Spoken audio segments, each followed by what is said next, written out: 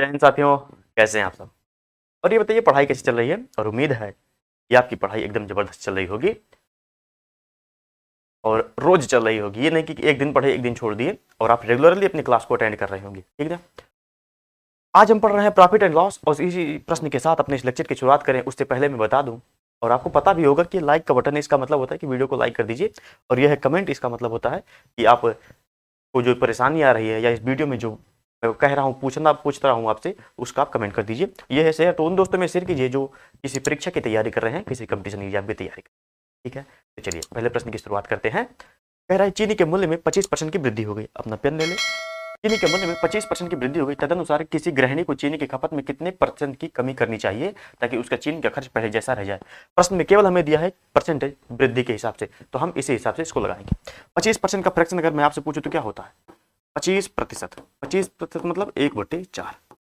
अच्छा, अब ये तो पता चल गया होगा कि अगर ये मूल्य में कमी की बात कर रही है, बात किया जा रहा है, तो इसका मतलब पहले 4 रुपया पर केजी था, 4 रुपये पर केजी, तो अब कितना हो गया देखिए, बढ़ा है, पैसा बढ़ा है, तो 4 से कितना हो गया 5 रुपया पर केजी।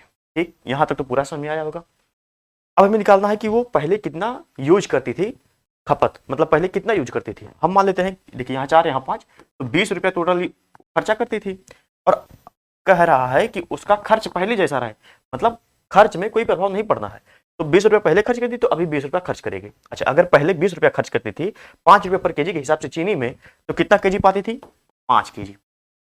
5 केजी पहले पाती थी, और अब अगर 5 के हिसाब से खर्च करेगी तो 4 केजी पाएगी, 4 केजी। ठीक, तो कह रहा है चीनी का खर्च पहले खपत में कितने % कमी करनी है। तो खपत में कितनी % की कमी हो रही है, देखिए एक कमी हो रही है किस पर 5 पर, पूरे 100% निकाल दीजिए ना, 3 से 20 25 100, ये 20% की। ठीक, समझ में आया। एक बार फिर से समझ लीजिए, क्योंकि ये पहला ही सवाल है, अगर पहला ही समझ में नहीं आया तो कैसे मजा आएगा। पहला समझिए, कह रहा है चीनी के मूल्य में 25% की वृद्धि हो गई। प्रश्नों को बार बार पढ़िए जब तक प्रश्न समझ में ना जाए। अगर प्रश्न समझ में आ गया तो आपका सवाल लग जाएगा। 25% की वृद्धि हो गई, तदनुसार किसी गृहिणी को चीनी की खपत में कितने %, मतलब उसका जो कंजम्पशन है, जितना वो पहले यूज करती थी उस हिसाब से उसकी खपत में अब तो कमी करनी पड़ेगी। अगर उसका खर्च बराबर करना है, तो यही हमसे पूछ रहा है कि उसको कितना कम खर्च करे। अब अगर पहले वो 5 केजी करती थी, तो अब कितना % कम करे। तो अब पहले 5 केजी करती थी, अब 4 केजी कर रही है, तो हमें परसेंटेज निकालना है। तो एक ही तो आया किस पर 5 पर, पहले पर निकालेंगे, तो इसलिए 1/5। यहाँ 4 मत कीजिएगा, ये 4 पर खर्च करेगी, पहले पर ही तो परसेंटेज निकाला जाता। ठीक, चलिए अगला प्रश्न देखते हैं। उम्मीद है समझ में आ गया होगा, नहीं आया तो जरूर बताइएगा। मैं पहले से ही कहता आ रहा हूँ कि अगर आपको समझ में नहीं आएगा तो मैं जरूर समझाऊंगा उसको, भले उसको अलग से, उसके लिए हमें अलग क्लास लेनी पड़े। हमारा अगला सवाल क्या कह रहा है, किसी वस्तु के अंकित मूल्य के 3/4 पर बेचने से 25% का लाभ होता है। अंकित मूल्य और क्रय मूल्य का हमें रेशियो दिया, पूछ रहा है क्या होगा। हमें क्या निकालना है, अंकित मूल्य और क्रय मूल्य का। एक बार लिख लेते हैं, हमें क्या चाहिए, MP रेशियो CP, यही तो चाहिए। और किस किस के बारे में बात हो रही है, तो हो रहा है अंकित मूल्य का 3/4 पर बेचने से, अंकित मूल्य ठीक है, मार्क प्राइस का 3/4 पर बेचने से।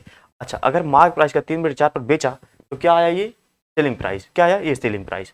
ये सेलिंग प्राइस किसके बराबर होगा, ये CP के 25% एक्स्ट्रा बेच रहा है, तो 125% पर। देखिए मार्क प्राइस का 3/4, अंकित मूल्य का अगर 3/4 पर बेच दिया तो किसके बराबर हो गया, ये MP का 3/4, मतलब ये हो गया सेलिंग प्राइस। अब ये किसके बराबर, सेलिंग प्राइस। और कह रहा है कि 125 मतलब 25% का लाभ होता है, 25% का लाभ होता है का मतलब कि CP का 125/100। ठीक, यहां तक समझ में आ गया। इसको सॉल्व करते हैं, 25 पंचे 125, 25 का 100। देखिए दोनों तरफ 4 4, इसको काट देते हैं। यहां से MP बटा CP बराबर 5/3। हमें मार्क प्राइस और CP का रेशियो कितना है, 5:। ठीक, ये A वाला सही होगा। ये लाइन क्या आपको समझ में आई, अगर ये लाइन समझ में आ गई है तो आपको ये क्लियर समझ में आ गया होगा। अच्छा, अगर आप चाहते हैं कि 25% का फ्रैक्शन से मैं आपको बताऊं, तो देखिए 25% का फ्रैक्शन क्या होगा, 1/4 यहाँ % है, ये 4 क्या होगा CP, और ये 1 क्या होगा P मतलब प्रॉफिट, और ये SP बराबर कितना आ जाएगा 5। यहाँ से ये होगा, हमें कह रहा है कि बेचने पर 25% का लाभ होता है, इसका मतलब CP का कितना, CP का 5/4 वैसे ही आएगा। देखिए CP का 5/4 ही आएगा, तो इसका कोई मतलब नहीं निकलता। अगला प्रश्न देखते हैं, यहाँ से हमारा उत्तर कितना आया, MP CP का 5:3। ठीक, आगे चलते हैं। हमारा अगला प्रश्न क्या कह रहा है, एक व्यक्ति को एक वस्तु 180 रुपये बेचने पर 10% की हानि होती है, उसे 10 लाख की वस्तु की कीमत पर बेचना चाहिए। ये प्रश्न कैसे लगाएंगे इसको, क्या इस तरीके से सवाल मैंने कराया है? आप तरीके की हानि जरूर कराया है, इस तरीके का नहीं, लेकिन इससे थोड़ा मिलता जुलता है। कैसे कराया था मैंने? देखिए, एक वस्तु है 180 रुपये में बेचने पर 10% की हानि होती है, 10% की हानि। तो इसका मतलब 180 रुपया है, 180 रुपये में बेचा, तो यक्स अगर सीपी है तो इसका 10% की हानि मतलब 9/10। 10% की हानि, यहां से देखिए 10% बराबर 1/10। 10 क्या सीपी तो 1 क्या यल, हानि हो रही है तो ये हो गया लॉस। तो यहां से जो आएगा वो 9/10 होगा सीपी का। ठीक, यहां से देखिए यक्स बराबर कितना, अच्छा यक्स क्या है, यक्स मैं आपको पहले बता दूं कि ये सीपी है, हमने माना कि ये सीपी है, तो यक्स बराबर कितना आएगा, 9 दूनी 18 20, तो यक्स बराबर 200। यक्स बराबर 200, हमें क्या पता चल गया, सीपी, सीपी कितना 200। ठीक, कह रहा है 10% का लाभ चाहिए तो 200 का 110% निकाल दो। 10% लाभ चाहिए मतलब 100% से 10% एक्स्ट्रा चाहिए, वही जोड़ा है हमने 100 से 10% एक्स्ट्रा, तो यहाँ से इसको काट देते हैं, 100 से 200, 11 220। ठीक, देखिए कितना आसान था, कोई दिक्कत? ये तो बहुत ही आसान सवाल था, इसके पहले हमने कराया था तो समझ में आ गया होगा, कोई दिक्कत नहीं हो गई। तो हम अपना शुरू करते हैं अगला टाइप, इसी चैप्टर का है ये अगला टाइप सवाल। क्या है, यदि मैं 10 रुपया में 11 वस्तु खरीद कर, ये बहुत फेवरेट टाइप है परीक्षा का, मान के चलिए, और इसको मोस्ट इंपॉर्टेंट कर लीजिए। कैसे लगाएंगे इस सवाल को, एक बार पढ़ते हैं पूरा, कि यदि मैं 10 रुपया में 11 वस्तु खरीद कर उन्हें 11 रुपये में 10 की दर से बेचता हूं तो लाभ प्रतिशत क्या है? क्या पूछना है, लाभ प्रतिशत। 10 रुपया में, देखिए इधर लिख देते हैं रुपया और इधर वस्तुएं, क्या वस्तुएं। ठीक, 10 रुपया में कितना वस्तु खरीदा, 11 वस्तु, ये क्या है सीपी, ये सीपी है। फिर कह रहा है 11 रुपया में 10 की दर से बेचता है, मतलब एसपी क्या है, 11 रुपया में 10 की दर। अगर हमें ये समझ में आ गया ये दोनों लाइन, तो यहां से हमें क्या करना है, हमें केवल ये करना है कि हमें वस्तुएं बराबर कर लेनी है। वस्तुएं क्यों बराबर करेंगे, क्योंकि हमने जितना सामान खरीदा अगर उतना बेचेंगे तभी हमें सीपी और एसपी के रेशियो का सही पता चल जाएगा। ठीक, तो सही पता चल जाएगा उस तरीके से। तो चलिए वस्तुओं को बराबर करते हैं, यहाँ 10 से गुणा कर देते हैं और यहाँ 11 से। अगर यहाँ हमने 10 और 11 से गुणा किया तो यहाँ कितना आ जाएगा, गुणे 10 और यहाँ भी गुणे 11। इसका मतलब सीपी 100 रुपया तो एसपी 121 रुपये। 11 का स्क्वायर कितना, 121। अच्छा, कितने लोग ऐसे हैं जो कि स्क्वायर 30 तक याद कर चुके हैं, ये याद कर रहे हैं रेगुलर, याद करते रहिए। कैसे, रट्टा मत मानिए कि बार बार दिन में 2 बार लिख लेंगे तो बहुत है, हफ्ता भर में याद हो जाएगा। अच्छा देखिए, यहाँ सीपीएसपी का हमें रेशियो पता चल गया। हमें पूछ रहा है तो लाभ प्रतिशत बराबर, तो प्रॉफिट परसेंट क्या होता है, प्रॉफिट कितना, 100 का चीज 121 में बेचा तो 21 का ही तो प्रॉफिट हुआ, किस पर निकालेंगे, 100 पर। तो परसेंट के लिए हमें 100 से गुणा करना पड़ेगा, ये तो बेसिक हुआ। वैसे भी 100 21 दे करके हमें 21% मार्क देना चाहिए था, इसका सही होता। ठीक, आया समझ में, ये आसान है। इस सवाल को थोड़ा एक बार फिर से समझाता हूँ क्योंकि ये बहुत इंपॉर्टेंट है। कह रहा है 10 रुपया में 11 वस्तु खरीद रहा है, 10 रुपया में 11 वस्तु खरीद रहा है, फिर 11 रुपया में 10 की दर से बेच रहा है। 10 रुपया में 11 वस्तु, 11 रुपया में 10, ये हो गया सीपी, ये हो गया एसपी। ठीक, वस्तुएं हमें मिल गई हैं लेकिन इनका बराबर नहीं है तो इनके हम बराबर कर देते हैं। ऊपर 10 से गुणा किया वस्तुओं में तो हमें जो रुपया है उसमें भी 10 से गुणा करना पड़ेगा, और अगर हमने नीचे 11 से गुणा किया तो इसमें भी 11 से गुणा करना पड़ेगा। यहाँ से 10 दाही हम 100 और 11 स्क्वायर कितना, 121। यहाँ से देखा जो प्रॉफिट आ रहा है वो 21 रुपए का, 100 पर 21%। ठीक, अगला सवाल देखते हैं, समझ में आ रहा है कि नहीं, बताते चलिएगा थोड़ा। 10 रुपया में 12 की दर से पेंसिल खरीद रहा है, देखिए उस तरीके से है, मैंने कहा था मोस्ट इंपॉर्टेंट, तो इस तरीके से हमने 2-3 सवाल ले लिया है, समझ में आ जाए। 10 रुपया में 12 की दर से पेंसिल खरीद रहा है मतलब सीपी, ये हो गया रुपया, ये हो गया वस्तु। थोड़ा सा अगर इस तरीके का सवाल लगा लेंगे तो ये सब लिखने की जरूरत नहीं पड़ेगा। अच्छा, सीपी हो गया, सीपी कितना, 10 रुपया में 12 वस्तु, 12 वस्तु, फिर 12 रुपया में 10 वस्तु की दर से ये क्या कर रहा है, बेच रहा है। मैंने कई बार देखा है लोगों को यहीं पर गलती करते हुए। गलती क्या करेंगे, वो रुपए को बराबर करते रहेंगे और यहाँ से उल्टा उनका उत्तर निकलेगा। लेकिन आपको इस बिल्कुल नहीं गलती करना है। कोई चीज खरीद रहे हैं तो समान मात्रा में खरीदिए, समान मात्रा में बेच दीजिए, तो वहां से आपको सीपीएसबी का सही अनुमान पता चल जाएगा या सही रेशियो पता चल जाए। ठीक, तो हमें क्या बराबर करना है, फिर से सुन लीजिए, वस्तुओं को बराबर करना है, रुपए को नहीं। यहाँ से रुपए को बराबर मत कीजिएगा, वस्तुओं को कीजिएगा।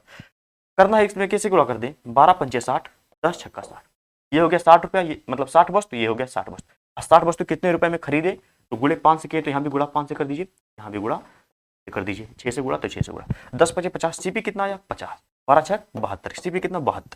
ठीक, यहाँ से देखिए जो हमारा प्रॉफिट निकल रहा है तो 50 में से 72 में से 50 घटाएंगे आएगा 22। 22 में क्या निकालना है, लाभ या हानि। अच्छा पहले बताओ लाभ हो रहा है कि हानि, तो यहाँ से हो रहा है हानि मतलब प्रॉफिट, परसेंट। प्रॉफिट परसेंट के लिए प्रॉफिट को ऊपर लिख करके नीचे कॉस्ट प्राइस मतलब 50 से भाग दे करके 100 से गुणा कर देंगे तो हमारा निकल क्या निकल जाएगा, प्रॉफिट परसेंट। यहाँ से कितना आएगा 44। ये उत्तर सही है। देखिए कितना अच्छा तरीके से सवाल था। अब तो दोनों टाइप समझ में आ गया होगा। अच्छा अगर यहीं पर आपका डाटा बदल दिया जाए, डाटा बदल दिया जाए, यहीं पर 10 रुपए में 12, 12 में 10 कर रहा था, तो आपको कुछ नहीं करना है, कुछ नहीं करना है, बस क्या करना है, वस्तुओं को बराबर करते चलना है, जो हमारे चीजें हैं उसको बराबर करनी है। देखिए एक व्यक्ति ने 12 वस्तुएं 12 रुपए में खरीद कर, 12 रुपए में खरीद कर, देखिए फिर से क्या दिया हुआ है, सीपी। क्या दिया हुआ है यहां देख लेते हैं, ये क्या है, सीपी। ठीक, सीपी में ये रुपया रुपया, ये हो गया वस्तु। जो अगला सवाल आएगा उसमें मैं ये नहीं लिखूंगा, बस आपको बोलते चलूंगा, आप समझ जाइएगा, क्योंकि ये तीसरा सवाल है। इसके बाद चौथा सवाल, 12 रुपया में 12 रुपया में 12 वस्तु। ठीक, फिर क्या कह रहा है, अच्छा देखिए थोड़ा सा ध्यान दीजिएगा, 12 रुपये में 12 वस्तु खरीदा तो हर एक वस्तु 1 रुपया में, हर एक वस्तु 1 पर वस्तु, 1 रुपया पर वस्तु। ठीक, फिर कह रहा है ये हो गया सीपी। एसपी कितना कह रहा है, 1.25 यानी कि 1.25 रुपया वस्तु के भाव से बेच रहा है, यानी एसपी कितना है 1.25 पर वस्तु। देखिए इसको लगाने का आप एक तरीका ये अपना सकते थे कि अगर 1.25 रुपए से मतलब वस्तुओं को बेच रहा है तो वस्तुएं पहले निकालते फिर रुपया निकालते, तो उससे उन सबको छोड़ करके हमने ये किया कि वस्तु अगर रुपया मिला था तो हमने पर वस्तु निकाल दिया, पर वस्तु में पता चल गया, यहाँ भी पर वस्तु पता था। ठीक, तो यहाँ से देख लीजिए प्रॉफिट हो रहा है कि लॉस, तो प्रॉफिट हो रहा है कितने का, 25 पैसे का, 25 पैसे का। ठीक, ये हो गया दशमलव, ये दशमलव लिखा है, दिखाई नहीं दे रहा होगा तो देख लीजिए 25। अब कितने पर, 1 पर गुणे 100। अच्छा एक सेकंड कि पूछ क्या रहा है, तो सौदे में उसका लाभ परसेंट है या हानि परसेंट, हमें क्या निकालना है, लाभ परसेंट या हानि परसेंट।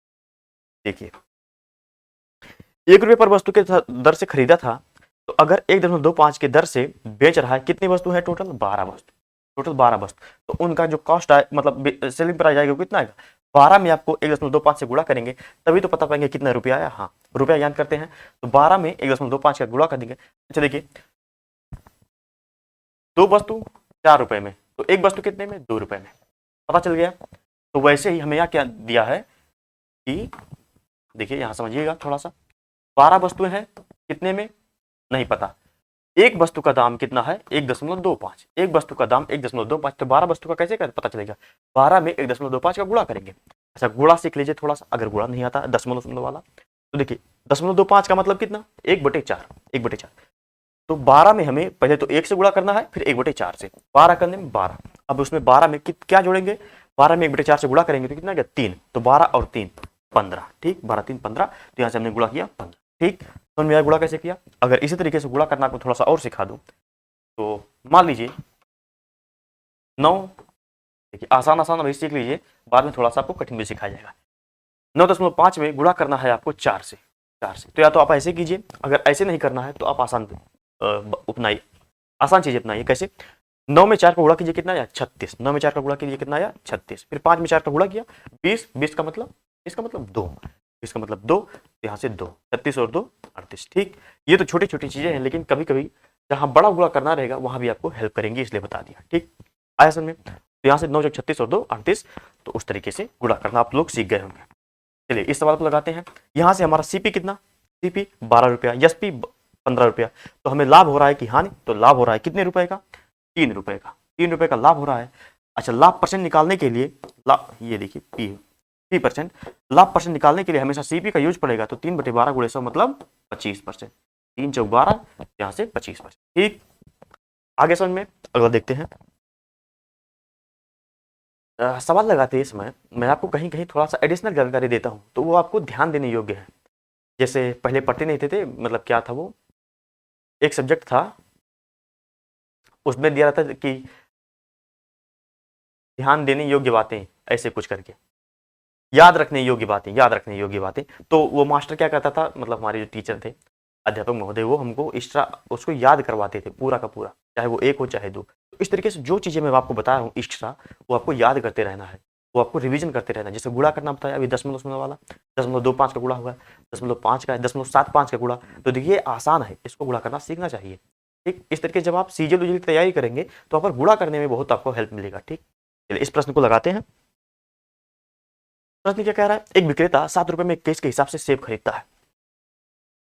देखिए रुपया और 21 वस्तुएं, यहां लिखा हमने क्या रुपया, यहां पर क्या लिखा वस्तु। ठीक है, अब ये लगा ले जाएंगे ना, तो हम लगवा देते हैं 7 रुपया 21 वस्तु। ठीक, फिर कह रहा है कि 2 रुपये में 5 के हिसाब से बेच देता है, 2 रुपया में 5 के हिसाब से बेच देता है। इसका मतलब ये हो गया एसपी और ये हो गया सीपी। ठीक, एसपी पता सीपी पता, लेकिन वस्तुएं समान नहीं। वस्तुएं समान करते हैं कैसे, यहाँ पर हमें गुणा करना पड़ेगा 21 से, तो 21 से गुणा कर दिया, और यहाँ पर गुणा गुणा करना किससे करना पड़ेगा 21, यहाँ 5 से यहाँ 21 से, तो 7 से 5 से गुणा करेंगे कितना आएगा 7 गुणे 5, तो टोटल कितना रुपया 35 रुपया, 35 रुपया, और 21 में 2 से गुणा करेंगे तो 42 रुपया।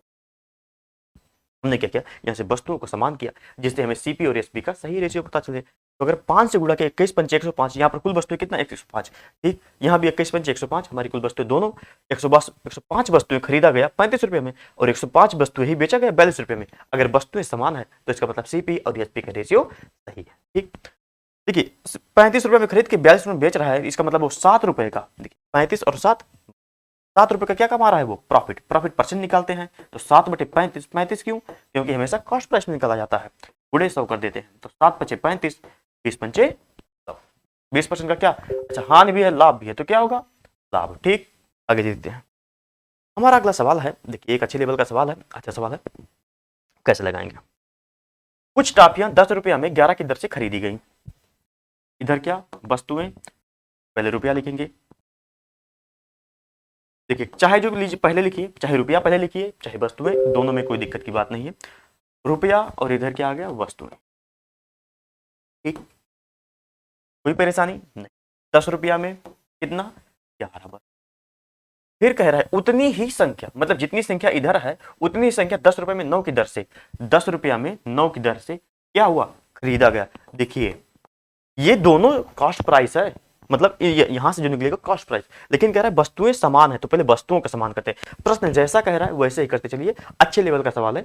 यहां मत समझिए कि ये एसपी है और ये सीपी है, मतलब ये सीपी एसपी है ये सीपी है, ऐसा कुछ नहीं है। देखिए कैसे कह रहा है कुछ टाफियां मतलब पता ही नहीं है, 10 रुपये में 11 की दर से खरीदी गई, 10 रुपया में 11 की दर से, मतलब 11 वस्तुएं खरीदी गई। फिर जितनी संख्या यहाँ खरीदी गई उतनी ही संख्या में 10 रुपये में 9 की दर से खरीदी गई, मतलब 10 रुपये में 9 की दर से और खरीदी गई। ठीक, उतनी ही संख्या में, तो यहाँ क्या संख्याएं बराबर है नहीं, चलिए इसको बराबर करते हैं। 11 9 में क्या करना पड़ेगा सिंपल सी, इसमें 9 से गुणा इसमें 11 गुणा, यहाँ 9 से गुणा करेंगे तो कितना आएगा 90, और यहाँ 11 से गुणा करेंगे तो कितना आएगा 110, 110।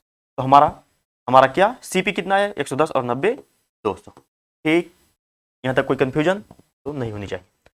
फिर कह रहा है यदि सभी को 1 रुपए पर टॉफी की दर से बेचा जाए, क्या कह रहा है सभी को, अच्छा यहाँ से कुल कितने आए, कुल कितनी वस्तुएं 11 9 99, 11 99, 99 दूना 189, नहीं 198, 198, हाँ 198। अब 198 वस्तुएं हैं, या मतलब 198 टॉफी है, 200 रुपए में खरीदा था, वो कह रहा पर 1 रुपया पर टॉफी, 1 रुपया पर टॉफी, तो 198 रुपया में कितना, मतलब 198 टॉफी में क्या रुपया लगेगा 198 रुपया। इनका ये एसपी दे दिया है, एसपी कितना 190। तो यहां से देखिए क्या हो रहा है, देखिए खरीदा 200 में बेच रहा है 198 में, इसका मतलब ठगा गया, घाटा हो गया। कितने का 2 रुपए का, हमें परसेंट निकालना है, तो 2 रुपया कितने पर 200 पर, हमें 100 का चाहिए तो इसलिए हमने 100 से गुणा, 100 ना 200, 2 से काट दिया, 1% का क्या हुआ हानि। ठीक, अच्छे लेवल का सवाल था, समझ में आ गया होगा, क्यों, क्योंकि हमने इसके पहले आसान सवाल देख लिया। चलिए आगे बढ़ते हैं। हमारा अगला सवाल है एक किसान ने 80 केजी आलू 384 रुपए में खरीदे और उसे उतनी ही हानि पर बेची जितनी राशि उसे 16 रुपए पर, 16 रुपए आलू मतलब 16 केजी आलू बेचकर प्राप्त हुई। विक्रय मूल्य क्या है, सवाल कराया है, कुछ आ रहा होगा, लेकिन कंफ्यूजन हो गया इसमें। हमारे मित्र पढ़ते हैं किया कि ये समझ में नहीं आया, सवाल और ले लेते हैं जिससे जो देख रहे हैं उनको भी समझ में आ जाए। ठीक है ना, तो चलिए समझते हैं सवाल को। कह रहा है 80 किलो आलू है, 80 किलो आलू कुछ रुपए में बेचा। अब कितने रुपए में बेचा फर्क नहीं पड़ता, मतलब फर्क पड़ता है, बताते हैं। 80 केजी आलू है, 384 रुपए में खरीदा है, 384 रुपए में, और उसे उतनी हानि पर बेचा, उतनी हानि पर। अगर अभी हम कह दें इसको मत देखिए, ये 384 रुपया है, कंफ्यूजन क्रिएट कर रहा है, इसको भी मत देखिए। 80 केजी आलू पर केजी 1 रुपया, पर केजी 1 रुपया, इसका मतलब 80 रुपये में खरीदा, 80 रुपये में खरीदा। अब उतनी हानि पर बेच रहा जितना उसे 16 केजी आलू बेचकर प्राप्त हुई, 16 किलो आलू बेचकर प्राप्त हुई। अच्छा 16 किलो आलू कितने रुपए बेचेगा, 16, तो कितना हानि होगा, 16 रुपए का। 16 रुपए का इसमें से घटा दें तो कितना आएगा, 6 4 10 और 6 1 7 1 8, इसका मतलब 64, 64 64 आया ना। अब 64 क्या है, 64 80 रुपए पर केजी खरीदा 384 रुपया में, यह है उसका सीपी। सीपीएसपी कितना, 64, और किसके बराबर होगा, 384 के, 384 के। तो हमसे क्या पूछ रहा है, 16 किलो बेचकर प्राप्त विक्रय मूल्य पर केजी, विक्रय मूल्य पर केजी हमसे पूछ रहा है। तो कैसे पता चलेगा, 64 किलो का 384 रुपया, तो 1 किलो का 384 बटे 64, भाग दे दीजिए, 6 35 6 8, ऑप्शन में तो है नहीं, 36 6 24, 6 रुपया डी आया। देखिए यहां से इसको काटेंगे कितनी बार जाएगा, 6 बार, तो पर केजी 6 रुपया। ठीक, यहां समझिए, यहीं पर आपको दिक्कत हो रही होगी समझने में। कुछ रुपया में 80 केजी आलू खरीदा, फिर जब बेच दिया तो कितना बेचा, जब बेचा तो उसे कुछ हानि हुआ, 16 केजी आलू का हानि हुआ, 16 केजी हानि, जितने में 16 केजी खरीदता उतने रुपए का उसको हानि हुआ। इसका मतलब जो 16 केजी अगर घटा दें 80 में से, तो जितना आएगा उतना केजी का जो मूल्य है इसके बराबर है। अगर 16 केजी हानि को हटा दें तो क्या बचेगा, एसपी मतलब जो जो जितना किलो बेचा है वही तो बचेगा। चलिए एक दो बार और रिवीजन कीजिए, एक दो बार और समझने का प्रयास कीजिए मैं क्या कह रहा हूँ। मैंने आपको सारी बातें समझा दी हैं जैसे जो मैं आपको बताना चाहता था इस प्रश्न में। चलिए समझ में आ गया, आगे चलते हैं। जो हमारा अगला सवाल है, एक दुकानदार किसी वस्तु के अंकित मूल्य पर 10% छूट देने के बाद भी 20% लाभ, यदि अंकित मूल्य 500 रुपया है तो उस वस्तु का क्रय मूल्य कितना है। आसान सवाल है लेकिन परीक्षा में पूछा जाता है, तो चलिए करते हैं कैसे लगाएंगे इसको। सवाल पढ़िए पहले एक बार फिर से आप सब। एक दुकानदार किसी वस्तु के अंकित मूल्य पर 10% छूट देने के बाद 20% का लाभ। इस प्रश्न को लगाने से पहले एक कॉन्सेप्ट आपको बताता हूं। चलिए कॉन्सेप्ट पहले बताऊं, कॉन्सेप्ट क्या, वो ट्रिक समझ के रखिए कि वो ट्रिक है, या तो उसको आप कॉन्सेप्ट समझिए या ट्रिक समझिए। कि एमपी में डिस्काउंट से, इसका मतलब 100 माइनस डिस्काउंट बटा 100। एमपी में अगर डिस्काउंट का परसेंट निकाल दें, एमपी में डिस्काउंट का परसेंट निकाल के गुणा करें तो किसके बराबर होगा, किसके बराबर होगा। जैसे मैं आपसे कहता हूं कि 100 रुपए की चीज पर अगर 30% का डिस्काउंट दिया जाए, 100 रुपए की चीज अगर 100 मतलब 30% का डिस्काउंट दिया जाए, 30% का डिस्काउंट दिया जाए, इसका मतलब क्या, 100 माइनस 30 बटे 100। अगर 30% का डिस्काउंट दे दिया गया तो इसका मतलब ये सामान क्या हुआ, बिक गया। और ये किसके बराबर है, ये किसके बराबर है, सेलिंग प्राइस के। क्या यहाँ पर कोई दिक्कत नहीं, कोई दिक्कत नहीं होनी चाहिए। तो इसी तरीके से मैंने ये निकाला कि जो मार्क प्राइस था, अच्छा 100 रुपए की चीज क्या है, लिखा हुआ है, ये मार्क प्राइस है। ठीक, तो ये तो समझाने के लिए लिखा हूं, आपको समझ आ गया होगा। इसको लिखा है मार्क प्राइस पर कुछ छूट दिया जाता है तो वो किसके बराबर है, सेलिंग प्राइस के। इसी तरीके से जो सेलिंग प्राइस के बराबर और क्या होता है, कॉस्ट प्राइस पर जो लाभ या हानि होता है, जो 100 यहां देखिए प्लस माइनस यहां लिख देता हूं पी या एल, मतलब अगर प्रॉफिट हो रहा है तो प्लस, लॉस हो रहा है तो माइनस। ठीक, प्रॉफिट हो रहा है तो प्लस, लॉस हो रहा है तो माइनस। 100 प्लस माइनस पी अपन एल, मतलब पी एल बटे क्या, परसेंट निकालना है ना, तो बटे 100 बटे क्या 100। ठीक, ये किसके बराबर है, जैसे मैं आपसे कहूं 100 रुपए की चीज पर 20% का लाभ हुआ, 20% का लाभ क्या मतलब क्या, 100 का 120, मतलब 100 प्लस पी बटे 100, ये किसके बराबर है, ये एसपी के बराबर है, मतलब सेलिंग प्राइस के। ठीक, तो देखिए ये भी सेलिंग प्राइस, ये भी सेलिंग प्राइस, मतलब दोनों बराबर है। तो यहां से क्या मैं ये कह सकता हूं, यहां से देखिए यहां भी 100 नीचे, यहां भी 100, दोनों बटे के नीचे, मतलब बटे में है तो यहां से दोनों बराबर, तो काट दिया। यहां से एमपी मतलब मार्क प्राइस और कॉस्ट प्राइस का रेशियो, क्या मैं ये कह सकता हूं कि मार्क प्राइस के सामने प्रॉफिट या लॉस होगा। अगर मैं प्रॉफिट ले रहा हूं तो 100 प्लस पी कर दे रहा हूं। ठीक, और यहां नीचे सीपी के सामने क्या, डिस्काउंट वाला 100 माइनस डिस्काउंट। ठीक, इसको रटना नहीं है। मैं एक दिन ऐसे लेक्चर देख रहा था कि लोग कैसे क्या पढ़ा रहे हैं। मैं यूट्यूब पर सारे जितनी भी टीचर हैं मैं शायद सबका देखता हूँ, लगभग सबका कुछ ना कुछ लेक्चर देखा ही हूँ। तो एक टीचर जो थे वो याद करवा रहे थे कि एमपी बटे सीपी का ऐसे याद कर लीजिए तो ऐसे हो जाएगा। तो ठीक है लोगों ने, लेकिन अगर देखिए यहाँ से कुछ याद करना है, कंफ्यूजन होता है कि 100 प्लस पी करें या 100 माइनस पी करें। तो अगर लॉस हो रहा है तो क्या करें, डिस्काउंट मतलब छूट दे रहा है तो कौन किस, ये डी वाला ऊपर रहेगा या नीचे रहेगा। एमपी के साथ हमेशा डिस्काउंट लिखते हैं तो हो सकता है कि लोग ऊपर लिख दें, तो इस तरीके से नहीं। अब आपको कंफ्यूज होने की जरूरत नहीं है। अगर आपको यहाँ इस फार्मूले में या इस ट्रिक में या कॉन्सेप्ट में अगर दिक्कत आए तो क्या करना है, एसपी सेलिंग प्राइस के बारे में सोचना कि अगर एमपी में इसका गुणा करेंगे तभी तो सेलिंग प्राइस बनेगा, इसमें इसका गुणा करेंगे तभी तो सेलिंग प्राइस बनेगा। ठीक, आगे समझ में। चलिए इसको मिटा देते हैं, इसको आप याद रखिएगा, बाकी को मिटा देते हैं इसको छोड़ के। क्यों? क्योंकि इसमें इसी का जरूरत पड़ेगा। तो देखिए, अंकित मूल्य पर मतलब एम पी बट्टे सीपी, एमपी बट्टे सीपी, अंकित मूल्य पर 10% का छूट, 10% का छूट मतलब ये नीचे रहेगा, तो 100 माइनस 10। ठीक, छूट दे रहा है तो नीचे नीचे लिखा। 20% लाभ कमाता है तो मतलब 100 प्लस 30 मतलब 120। ठीक, इसको सॉल्व कीजिए, 120 बटे क्या 90 मतलब 12/9, 4/3, 4/3। एमपी सीपी का रेशियो 4/3, एमपी सीपी का रेशियो देखिए यहाँ से थोड़ा अलग से लिख देते हैं कि एमपी बटे सीपी बराबर 4/3, 4/3। हमें क्या दिया है, अंकित मूल्य 500, अंकित मूल्य 500 मतलब 4 की वैल्यू कितना दिया है 500, तो हमसे क्या पूछ रहा है, क्रय मूल्य, हमें सीपी की वैल्यू पूछ रही है। तो 4 का वैल्यू अगर 500 तो 3 का वैल्यू क्या होगा 500/4 गुणे 3। अब यहाँ पर 100 है तो 500 में 4 से भाग मत दीजिएगा, थोड़ा सा भाग करना गुणा करना ऐसे सीखिए, थोड़ा सा कटवैची जिसको कहते हैं कि 500 में 4 से भाग दे रहे हैं तो कैसे करेंगे। देखिए 5 गुणे 100, 5 गुणे 100, 100 में अगर हम 4 से भाग करें तो 25, 25 पंचे 125 तिया 125 तिया 375, इस तरीके से। ठीक ना, आज समझ में। प्रश्न बढ़िया है, पूछा जाता है इसीलिए यहाँ पर है। ठीक, आगे देखते हैं। हमारा अगला सवाल है, एक वस्तु का निर्धारित मूल्य, एक वस्तु का निर्धारित मूल्य मतलब क्या, मार्केट प्राइस, उसके लागत मूल्य से 40% अधिक है और उस पर 30% की छूट दी गई, उस पर लाभ या हानि कितना होगा। तो लगाते हैं इस सवाल, कैसे लगाएंगे। कह रहा है निर्धारित मूल्य उसके लागत मूल्य से 40% अधिक है, मतलब मार्क प्राइस ये किसके बराबर है, लागत मूल्य मतलब सीपी के 40% अधिक है, मतलब 140/100 है।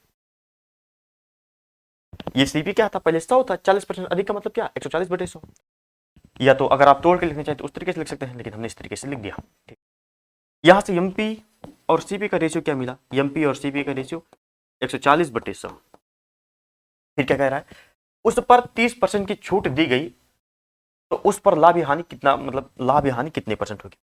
अगर सीपी 100 है और एमपी पर 30% की छूट, अच्छा 30% की छूट का मतलब देखिए एमपी पर 30% का छूट तो 140 का या तो 70% आप निकाल लीजिए, तो यहां से डायरेक्ट एमपी पता चल जाएगा, या तो इसका 30% निकालिए तो केवल छूट मिलेगा, तो 30% निकाल देते हैं तो छूट मिल जाएगा, तो यहाँ से इसको काट दें, 14 42, 42 घटाना है, मतलब एमपी कितना था 140, तो अब कितना बचा छूट के बाद, एमपी 140 से कितना बचा 98, 98 तो बचेगा 140 140 में से 42 घटाएंगे कितना बचेगा 98।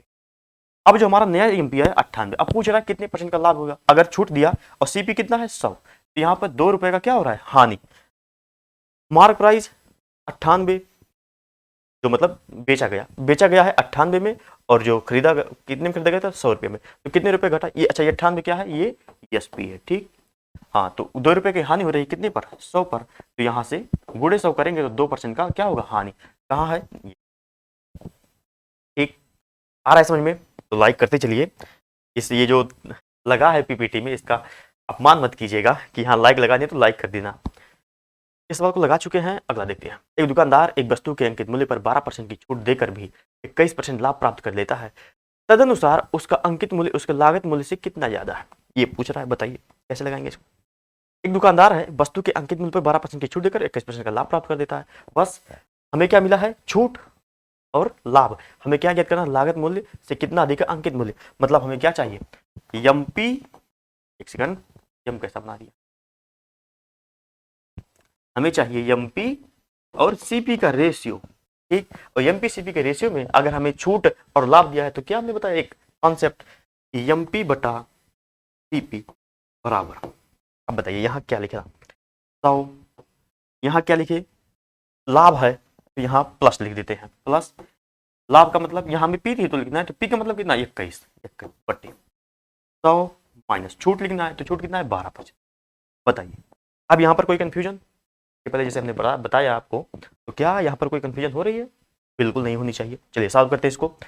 100 और 21, 121 बटे 100 में से 12 घटाएंगे तो कितना? 88। इसको काट दीजिए, अगर कटे तो। अच्छा छोड़िए, काटिएगा नहीं। पूछ रहा है उसका अंकित मूल्य उसके लागत मूल्य से कितना ज्यादा है। ये है अंकित मूल्य, ये है लागत मूल्य, तो कितना ज्यादा है बताओ। 88 में कितना जोड़े कि 121 हो गया? तो 33, क्या 33 जोड़े? देखिए 33 से तो जोड़ना पड़ेगा।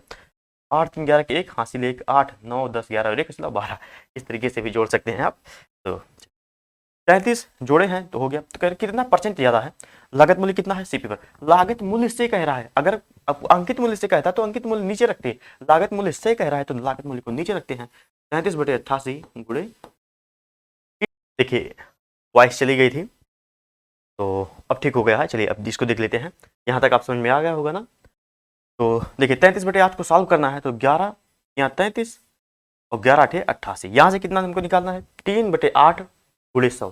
3 बटे 8 का परसेंटेज वैल्यू मैं आपको बताया था इसके पहले, परसेंटेज का जब क्लास चल रहा था तो उसी में आपको बताया था कि 3 बटे 8 का वैल्यू कितना होता है? 37.5%। और अगर आपको परसेंटेज में कहीं भी दिक्कत है, अगर कहीं भी दिक्कत है तो परसेंटेज की प्लेलिस्ट बनकर तैयार है, आप उसको देख सकते हैं एक बार, आपके सारे डाउट क्लियर होंगे। देखिए 1.5 घंटा का टोटल 1.5 घंटा लगेगा आपको परसेंटेज पढ़ने में, जो हमने पढ़ाया है बेसिक, और कुछ अच्छे सवाल भी हैं उसमें, ठीक। तो वहाँ से उसको पढ़ लीजिए। अगले प्रश्न पर चलते हैं। ये आपको समझ में 3 बटे 8 कहाँ से? देखिए यहाँ चाहे तो आप 300 बटे 8 कर सकते हैं, तो यहाँ से अगर आप भाग देंगे 300 बटे 8 में तो 37 ही आएगा, ठीक। भाग कर देख लीजिएगा। हमारा अगला सवाल है, 100 संतरे 350 रुपये में खरीदे गए, 48 रुपये प्रति दर्जन की दर से बेच दिए गए, परसेंटेज लाभ या हानि क्या होगी, ये हमको बताना है। संतरा है, संतरा को अंग्रेजी में लिखते हैं, कोशिश कर रहे हैं हम भी अंग्रेज बन जाए। Orange, ORA। यहाँ देखिए हमको,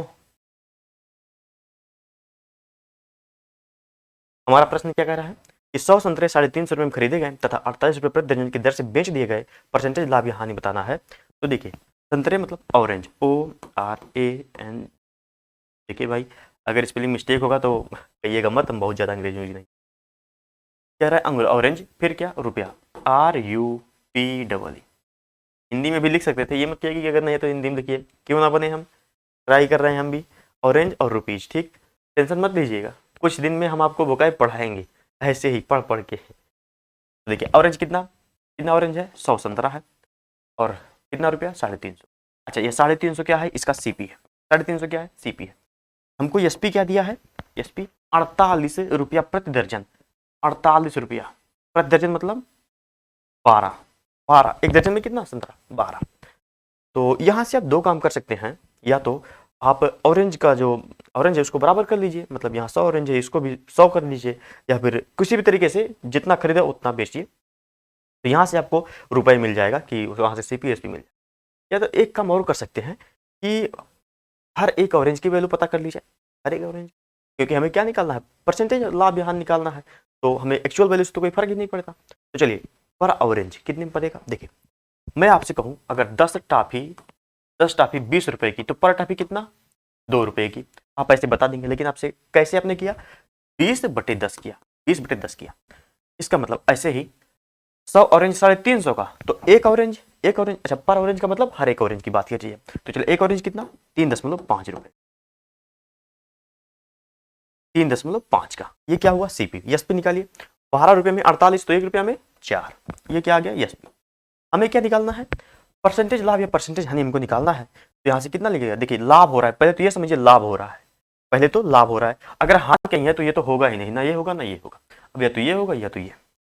तो चलिए लाभ कितने का? 0.5 का, ये दशमलव है, दिखाई दे रहा होगा अब आपको। तो 5 बटे CP कितना? 3.5 गुणे 100। क्यों हमने CP लिया? क्योंकि हम परसेंटेज लाभ निकाल रहे हैं, ना कि परसेंटेज डिस्काउंट। डिस्काउंट में मार्क प्राइस, भूलिएगा मत। तो इसको सॉल्व करते हैं, 5 से 35। अच्छा जैसे ही 1/7 है ना, 1/7 आया, तो देखिए परसेंटेज कितना महत्वपूर्ण है, आप समझ रहे हैं ना। 1/7 है, 1/7 की वैल्यू मैंने आपको परसेंटेज में बताई थी कितना? 14.2%, 14.2% या 14.28%। तो लाभ हो रहा है तो 14.28% ही होगा, ठीक। ऐसा में मजा आया ना लेक्चर में। यह हमारा था आज का लास्ट प्रश्न, एक बार देख लेते हैं। क्या यही है? हाँ, यही है। यह है हमारा आज का लास्ट प्रश्न। तो मज़ा आया तो लाइक कर दीजिए, नहीं मज़ा आया तो बिल्कुल मत कीजिएगा। नहीं, अगर नहीं मज़ा आया तो कमेंट कीजिएगा, कहाँ नहीं आया, मेरे को क्या नहीं समझा पाया, ऐसा कौन सा प्रश्न था जो आपको समझ में नहीं आया और क्यों नहीं आया, मैं वो तो जानूँ थोड़ा सा। लाइक कर दीजिए, कमेंट कर दीजिए अगर नहीं आया तो, ठीक। सब्सक्राइब भी कर लीजिए, अगर आपका कोई दोस्त कोई परिचित तैयारी कर रहा है किसी सरकारी एग्जाम की तो उसमें भी शेयर कर दीजिए, जिससे उसको भी पता चल जाए। मिलते हैं आपसे अगले वीडियो में, और हमारा अगला वीडियो जो भी होगा, देखिए आपकी परीक्षा बहुत ही नज़दीक है, उत्तर प्रदेश पुलिस SSC दोनों भी बहुत ही नज़दीक है इसकी परीक्षा। तो अभी अगर इस तरीके से हर एक चैप्टर को 3-3 दिन लगाएंगे तो थोड़ा सा दिक्कत होगा। आप थोड़ा सा पढ़ के आइए, ठीक, जो भी चैप्टर रहेगा। और मैं कोशिश करूंगा कि एक ही लेक्चर में, वो चाहे 1.5 घंटा या 2 घंटा का हो, एक ही लेक्चर में आपको उस चैप्टर के बारे में पूरा का पूरा आपको समझा पाऊँ, बेसिक से एडवांस लेवल तक। और ये नहीं कि अगर एक ही क्लास है तो उसमें बेसिक नहीं बताया जाएगा, उसमें बिल्कुल बेसिक बताया जाएगा। आपसे अगली क्लास में।